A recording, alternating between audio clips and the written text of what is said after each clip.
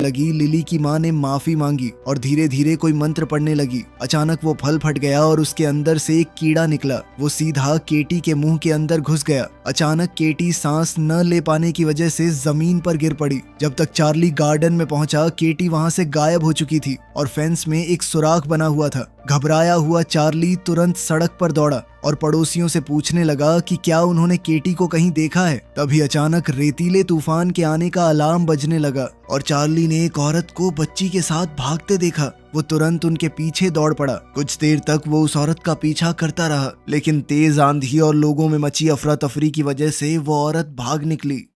फिर बाद में पुलिस स्टेशन में डिटेक्टिव डीलिया लिसा और चार्ली से बात कर रही थी। दोनों ने उसे बताया कि केटी गायब हो गई है और उसे कैंडी रैपर्स भी दिखाए। डीलिया के बॉस ने उसे पहले परिवार की ही जांच करने को कहा, क्योंकि उन्हें शक था कि शायद बच्ची को उन्होंने ही मारा हो। चार्ली को उनकी भाषा थोड़ी बहुत समझ आ गई और वो इस बात से बहुत ज्यादा गुस्सा हो गया। फिर इस घटना के 8 साल बाद हम देखते हैं कि ये परिवार न्यू मैक्सिको में रह रहा था। फिर भी उन्होंने केटी का कमरा बिल्कुल वैसे ही संभाल कर रखा हुआ था। अब उनकी एक और बेटी थी जिसका नाम माँ था और वो पूरी तरह तंदुरुस्त थी। लिसा की कैथलिक माँ कार्मेन भी उनके साथ ही रहती थी। केटी के गायब होने के बाद से ये परिवार कभी छुट्टियों पर नहीं गया था। उधर इजिप्ट के पूर्वी रेगिस्तान में एक लड़का अपनी साइकिल ठीक कर रहा था। तभी उसके पीछे अचानक एक हवाई जहाज क्रैश हो गया। आवाज सुनकर वो जांच करने गया और जंगल के अंदर उसे जहाज का मलबा मिला। पायलट की लाश जमीन पर पड़ी थी और उसके पास एक आंख भी पड़ी हुई थी। जब लड़के ने ऊपर देखा तो को पायलट एक पेड़ में बुरी तरह घुसा हुआ लटक रहा था। ये मंजर देखकर वो बेहद घबरा गया, वहां से भागा, लेकिन फिर थोड़ी दूर जाते ही गिर पड़ा, बिल्कुल उस पत्थर के ताबूत के सामने।